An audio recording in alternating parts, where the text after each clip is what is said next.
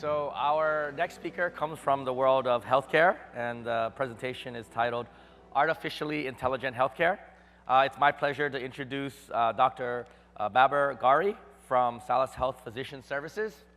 Dr. Gari, his practice of medicine has been the basis of a unique livelihood in healthcare, parlaying diverse experiences and training in hospital medicine, medical informatics, medical education, and patient safety quality in multiple roles in transformational leadership.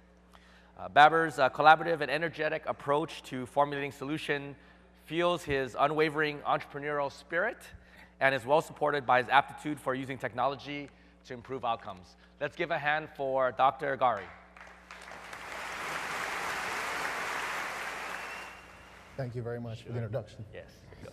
Thank you. Okay.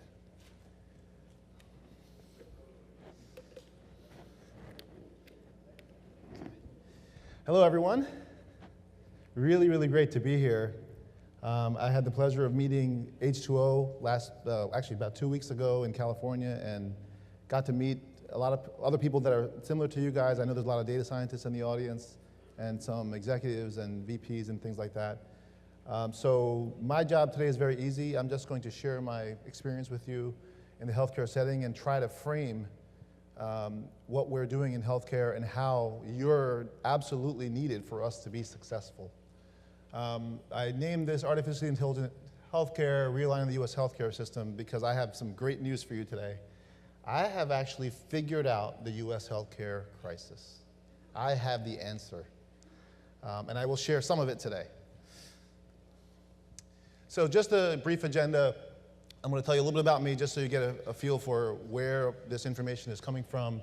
I'm going to talk about complexity in the healthcare space in multiple levels, from the ivory tower all the way down to the bedside, the challenges that we're facing currently and in the future, and then the solutions, and that's where you guys come in. And we'll summarize and then have a brief 5 to 10 minute Q&A session.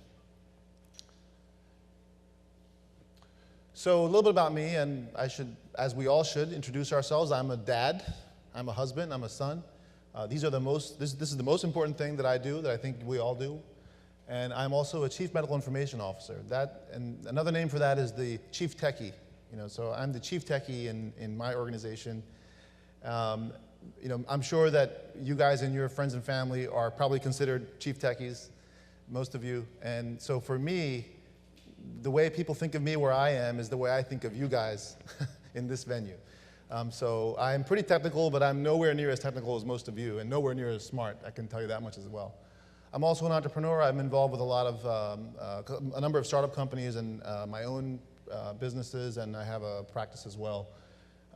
My practice, however, is very, very small now. I'm relegated now to locums work, which is a few days a month. But I do it, even though it's kind of hard for me to do it, I do it because I love taking care of patients, and I really love being at the bedside. And locums actually pays very well, so it kind of makes it a little bit easier. I get to fly around all over the country and see all these great healthcare organizations, from small hospitals to large academic centers, and I steal all their great processes, and we share our own too. I didn't mention the integrative care. So recently I transitioned from conventional practice to what we call integrative practice, which includes conventional practice. And I'll talk about that a little bit later as well. So starting out with complexity. So everybody knows that we in the healthcare space have a lot of complexity. Nuclear power, airline, defense, any type of chemical manufacturing. These are all very complicated spaces, but we like to think that we are the most complicated. And just to talk about that a bit, so we have the reason why we're all here, and the reason why there's so much money involved in US healthcare is, look at our ranking around modern wealthy countries. We are last on this list. And there's many lists, and we are either last or close to last in terms of value. So value is defined by quality over cost, and what this is telling us is that our quality is much lower than our cost, which is much higher compared to other countries. And drilling into this a little bit deeper, because we're all, well, you all are all data scientists, and I'm a wannabe data scientist. This is the top 19 causes of death. I'm not sure why they didn't have 20. It was interesting that they have 19. And notice the third cause there, other. And we typically, when you see these kinds of lists, you'll see that type of word, other. But that word, other, actually includes medical error. And what this is saying, I think this is from 2015. This is the British Medical Journal did this evaluation. That 250,000 people had death from us, our fault.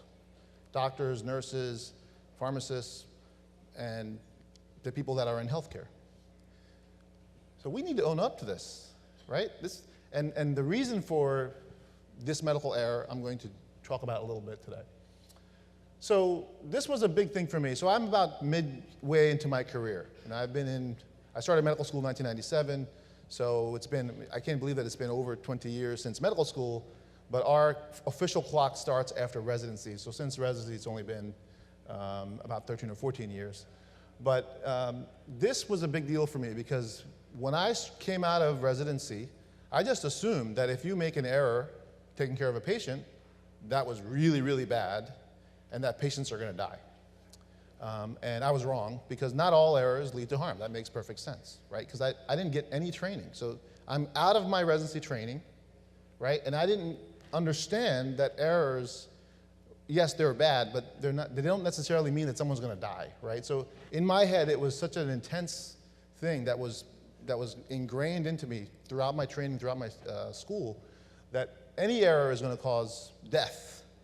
So once I realized this Swiss cheese model of care also made me feel a little bit better about myself, because, and this is true, it's true in the hospital, it's true in life, that most systems, whether we're driving a car, or whether we're getting our gallbladder taken out, or whether we're getting a medication, a Tylenol at the bedside, there's lots of things in place that prevent errors. So if I wrote the Tylenol for this gentleman, and the nurse accidentally gives it to this gentleman, we have lots of things in place to prevent that from happening. And that's what each of the slices of cheese is. So when an error actually becomes harm, it's because everything is aligned. Everything is all, the perfect storm is happening. And for most things, that's the way it is in healthcare. However, that creates complexity, right? So this complexity is a big part of why we make so many errors. So this idea of high reliability is not necessarily new, but it's new for people in healthcare. We are only now, in the last 15, 20 years or so, understanding what this term means. High reliability organizations are organizations where the risk for errors are managed before they can become harm, where small errors can become disasters like death. Okay, so as I mentioned earlier, airline industry, any mass transit, chemical plants, defense, Department of Defense, and military type things. These are all high reliability. We try to be high reliability organizations, and it takes a lot. It takes a whole lot to be a high reliability organization. And I can tell you my first story. So when I was 4 years old, I remember very distinctly. My mother and father were laying in bed. It was probably 8 or 9 p.m., and it was around time to go to sleep. And I remember I was laying in my mom's lap. I was just like messing around, playing with her. And she said, "You are going to be a doctor." And I said, "Oh, that sounds pretty good. Okay, I'll be a doctor." And luckily, she was right. I really loved medicine. I really loved science. And throughout my training, from a very early age, I knew that I was going to be a doctor. So Pakistani heritage. I'm a first generation. I'm what's called an ABCD. Anybody know what an ABCD is? ABC, so some people in the back know. American born confused desi. That's what I am. I'm not so confused though. So in my high school years, and again, this was ingrained into my head, right? This is going to be a theme of my conversation with you guys today. What was ingrained into my head is that if you don't do science, you're stupid, or you're bad, or you're wrong, or you're not good enough, right? And so growing up, this is kind of what I was, not overtly, but just subtly, from my family members, friends, just that my community, they kind of, and growing up in the 70s and 80s, right? This was the mentality that I grew up with. So when I had my sociology course, right, I just discounted it out. This sociology doesn't matter. Who cares? Like, this is not going to help me at all, right? What does sociology have to do with anything? I remember very clearly when I was in high school. I mean, I still got a good grade in it. I think I got, an A- or something, because I did the work that needed to be done. But I didn't care about it. And I remember that very distinctly. And you'll understand why in a few minutes. And so I go through my college years, same thing, my economics course, all my non-science courses, I really discounted. Although I did love my computer science courses. I did very well with computer science, and I loved computer science. So fast forward now to today, right? So I became, somebody one day when I had my first job out of residency handed me a $200,000 check and said, please start a medical simulation center. So this medical simulation center was a place for us to simulate what happens at the bedside, or in the ED, or in the OR, or in the cath lab, right? And so basically I was so happy. I had this $200,000 check. I bought all this fancy equipment, an $80,000 mannequin and all these things. And now the first day comes, we get some residents and some nurses and some other students, and we start training, and I flip the button on the mannequin, and the mannequin starts talking, pre-programmed, to these residents, and they're all enamored, oh, this is pretty cool. And the student doesn't respond with what I expected them to respond with, and now the mannequin is not communicating with this student. So basically, I had to step in myself and become the mannequin. I had no idea that I had to learn how to act to do medical simulation. I thought it was technology, and I thought it was education, but it was not at all medical simulation. And to take it one step further, my organization was very nice. They sent me for training. I went to Harvard. Harvard had a fantastic simulation course. And I'm sitting in the classroom with 20 other people like me, doctors and nurses and all kinds of clinical people. And in walk two Harvard professors, one woman and one man, mid 40s, looking like really smart, intelligent people. And they write their names on the wall. And one is a PhD in sociology, and the other one is a PhD in sociology. No clinical experience at all, 0. And doctors and nurses in the audience as students, right? So that was a long-winded way of telling you that the way we were trained as physicians, nurses, pharmacists, all of us, needs some revision. It's not the way it used to be.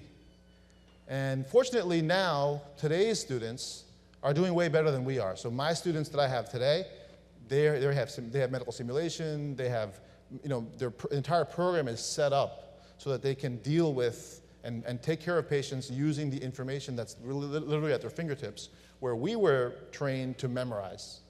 Memorize this and memorize that and understand, how this interaction is with that interaction. But, there was a limited amount of information. And it was within reach to memorize for most doctors. But obviously that's now changed. So information is now a commodity, not a resource. So looking at the complexity of healthcare, it's very, very hard to make any sense, of all the various things. So what I've done is I've brought it down to my favorites. These are the things that, in my opinion, cause the complexity that we have in healthcare. Can I just ask, is this time is not jiving, so please help me with the time, somebody. Just give me a 20-minute and a 10-minute warning, okay? So starting with, and this is where my integrative kind of background comes in. So I didn't tell you a lot about my actual work, my primary role as an informaticist. So that's what Chief Medical Information Officers, typically we call ourselves informaticists. So what does that mean? So we specialize in two things. So we're supposed to be leaders. We're supposed to lead other people into delivering better care, or kind of quote unquote doing the right thing. That's the number one most important thing that anybody that has a chief in their name in a hospital needs to do. And then the second piece is we are workflow experts.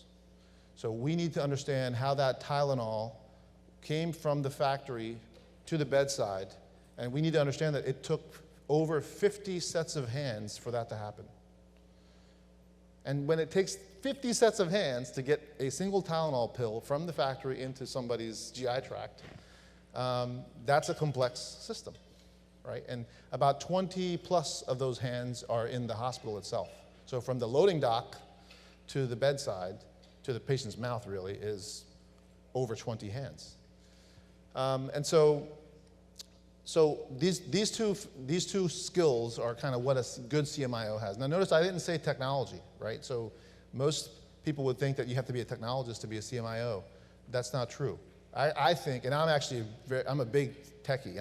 I'm a super technologist as far as CMIOs go. And I think that's a detriment. I think for people that are in my role, having a strong technology background is bad. Because what I tend to do, and I try to do it less now, I try consciously to do it less, is I reach for the technology solution when the answer is not a technology solution, it's a workflow solution, right? So I have to kind of try to not reach for that. I have to try to do the right thing, for the patient. So anyway, so these two skills are what I use on a daily basis. And again, my training was really absent with either of these. I mean, leadership, yes, you get some, you get leadership by, my training in medical school and residency, you get leadership by example. Nobody sat me down and said, these are the principles of leadership. I actually got an MBA, and I was very fortunate to be able to do that, and where the focus was leadership, so I was very, very lucky to get that kind of training, but most doctors don't get it. And the good news, though, is that most doctors especially are pretty smart, so that leadership by example, is not that bad. They learn a lot of really good leadership skills just by watching good leaders, lead. So the training process is a big part of the predicament that we're in. And by the way, just to remind you, we spent about $3 trillion a year over the past, I would say, 5 to 10 years on average. We were supposed to, Obamacare and all the changes that have gone into place over the past 10 years, we're supposed to reduce that. We spent $3.5 trillion last year. So the costs are going up. However, I have to say that I think that things are getting better. I think things are getting better, and I'll explain more of that in a few more slides. So for me, the food supply, this is an interesting one. So this one, I have to just be another personal story of mine. You can see I'm not necessarily obese. I definitely have a belly here. I'm 43 years old, so my belly is starting to come out a little bit. But when I was 35, I was like a stick figure. I was very thin, and I played basketball. My children were pretty small then, and I, got to play with them. I had no problems, and I had fatty liver disease. So how does that happen? How does a thin person who looks like a stick figure have fatty liver disease, right? It's because I ate crap. I didn't eat good food. I didn't know. I used to drink 4, 5, 6 cans of soda a day. I would eat fast food all the time. Like, if I had to go from one hospital to another, I would time it perfectly so that I could stop at, Burger King or Taco Bell or any of these places on the way. And to me, I'm eating great food. I'm eating, good food. Because I was an idiot, right? I mean, most people at that time knew better. But then I thought, when I got this diagnosis, and how did I get the diagnosis? Not because I felt bad or anything, it was because I tweaked my back, and somebody asked me to get an MRI. I got the MRI, and I'm looking at my back, and all of a sudden I look over, and I see my liver, and I asked the radiologist, I'm like, what is this junk in my liver? He's like, oh, that's fat. And then he looked at it and said, oh, you have NASH, non-alcoholic steatohepatitis. That's a fancy name for fatty liver. And you know what I said? 35 years old, you know what I said? I said, no, that's artifact. I'm not a radiologist, right? I'm not a radiologist, but I'm telling the radiologist how to do his job because I really believe that it was artifact. It's because it was in my head. Who knows better than me? I'm a board-certified internal medicine doctor.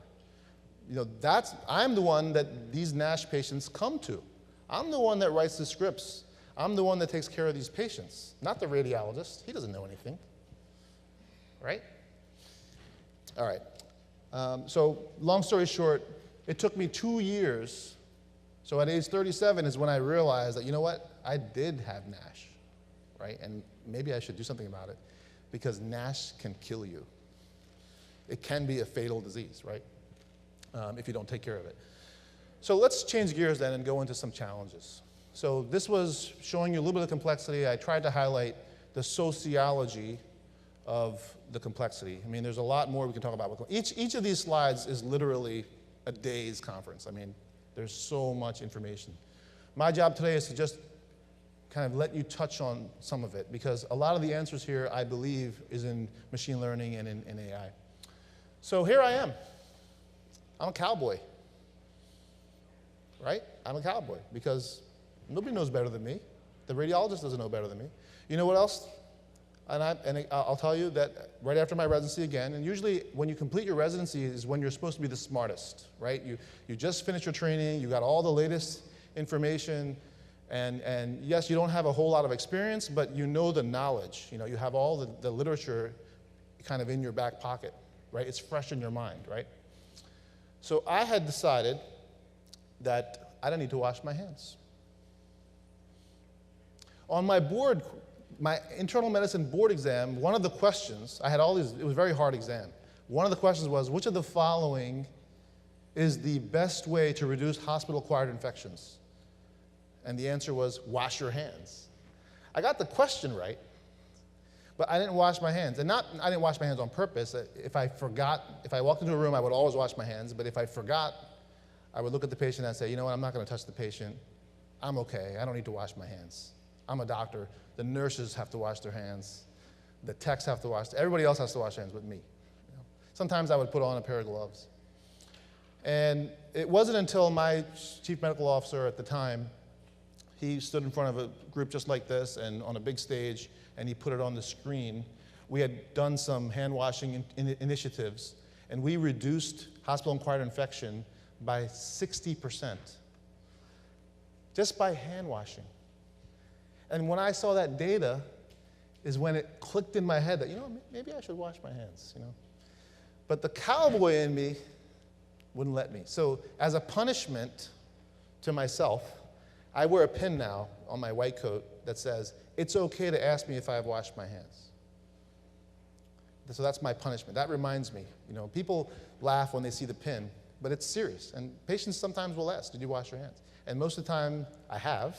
But if I haven't, I thank them and I go wash my hands. Cost is another huge challenge. So this is not a video, but there is a video of this man. He's a war veteran. He unfortunately lost both his arms. And they're outfitting him with what you can see here. It looks like these two robotic arms. They're plugged into his, they're not plugged in, but they're attached to his brain superficially, just like with some glue. And he can control these arms with brain waves. It is amazing technology, amazing. And you can see the video. I'm not going to play it here, but you know, when you leave here, take a minute and watch this. It's fantastic. This is how we in the U.S. deal with you know, this problem, bilateral amputation, right? And this is a good solution. You know, I don't know how much this costs, but it's not cheap, I can guarantee you, okay? Contrast that with this video. So this is a man in India. There's a video of this as well. Actually, if any of you are on my LinkedIn, I have these videos on my LinkedIn from a couple weeks ago. He's also bilateral. I don't know if he's an amputee or if he didn't have his arms from birth, if it's congenital, but he is a tailor. He works as a tailor. That is his profession. He makes money as a tailor. And if you see this video, it is absolutely amazing what he can do with his feet. He brushes his teeth. He eats his breakfast. He can sew you a beautiful shirt or a pair of pants. And again, I'm not saying that one is better than the other. I'm just saying that here are the same problem in two different cultures, the two different societies, and they're being dealt with differently. Obviously, in India where he lives, they probably don't have technology the way I showed earlier, but they may do with what they have, and he's thriving. He's doing very, very well. And then at the end of the day, we have all this data, and I spend most of my time every day, talking to my colleagues and my friends and about data, because everybody knows me as the data guy, because they know that when I come to them with a problem, right? So what do I do all day, really? What I do all day is I fight with people, right? I mean, I'm on the phone fighting with somebody or in person fighting with somebody. No, I'm really playing. I don't really fight with people. People are very, very nice. But just like me, without the data, nobody wants to change. So my title, Chief Medical Information Officer, it really shouldn't be that. It should be Chief Change Officer, because that's kind of what I'm supposed to do. That's my job. I'm supposed to make people see things in a different way for the better, hopefully, right? And fortunately, most of the time I'm right. I'm not always right, but I'm right because I have the data. So the data empowers me. And like I said, we have so much data, and we collect data. Just 2 days ago, we were in a committee meeting, and and this meeting had 30 people in it, and 6 or 7 of these people are doctors, very highly paid, very competent, terrific, clinicians, nurses, pharmacists. I mean, that one meeting probably cost 1 hour of all those people's time added up is probably 10 grand. I mean, it was a lot of brain power in that room and a lot of cost, right? And here we are collecting this data, and I asked a simple question, like, what are you going to do with this data? And just like now, the room was completely silent. So then we talked about it, and we said, well, maybe we shouldn't collect this data anymore. They were spending 15, 20 hours a month, collecting this data. And we do this all the time. We collect so much data, and it's comical sometimes, and most of this data is manual, right? Again, this is where you guys come in, because a lot of this data, 90% of our data is unstructured. So only 10% of our data is actually structured. So they're taking unstructured data and trying to make it structured manually so that we can submit it to CMS, or that we can submit it to the Department of Health, or that we can get, to the payer so that we can get reimbursed. We can get an incentive. These are the problems, that we're facing. This is a huge problem, the data problem. And as I said, we will not change. I will not change because I'm a cowboy, right? I will not change unless you show me the data. And the data's got to be something that I can understand. Because I'm smart, right? But until you give me something that I don't have to process, that I don't have to spend a lot of time trying to understand, I'm not going to change. Let me just wrap this up then. So in terms of solutions, you guys have the solutions. We need you to help us develop solutions that will process this data and give it back to us so that we can get to predictions. We need you to tell us at the bedside, and just this morning before I came here, I had a conversation with one of our doctors who came in and said, if we can have this dashboard that shows us the DRG, the working DRG for every patient, and the working DRG means the diagnosis, like what are we treating here, pneumonia, heart attack, stroke, and it can tell us what the expected length of stay should be. That's going to be awesome, because then we can know, if we're off or on, or what we need to do for this patient on a daily basis. That is awesome. That was awesome. And this is one of the first times that that's happened, that from somebody at the front line is coming to me and asking for this, right? It's beautiful. This is like my dream, right? So now, how are we going to make this happen? It's a lot of work. It's a lot of work for us to do that. And again, you guys have the answer. We don't have the answers within the healthcare system itself today. The last thing I'll just say is, incentivizing health. You guys know we have Fitbit, we have all this technology, but really de-incentivizing poor health. So my lack of knowledge about food as a physician, as an internist, right? That shouldn't happen. Our physicians need to know how to eat and how to deliver nutrition. We need more than 4 hours in 4 years of nutrition training, right? And we need to understand better how these foods actually lead to most of the chronic diseases. Those 19 chronic diseases I showed earlier, with the exception of with the exception of accidents, all 18 of those other diseases can be cured with diet and lifestyle modification, if you catch it early enough. So in summary, we have a very, very complex environment, maybe more than any other industry. I believe that it's more than any other industry. Our challenges are very, very daunting, but the good news is we are smart, and we need, these solutions, these machine learning and technology solutions to help us process this data so that we can get to the answers. So I apologize for going over. I can't believe that was 40 minutes. If there's questions, please come and see me afterwards.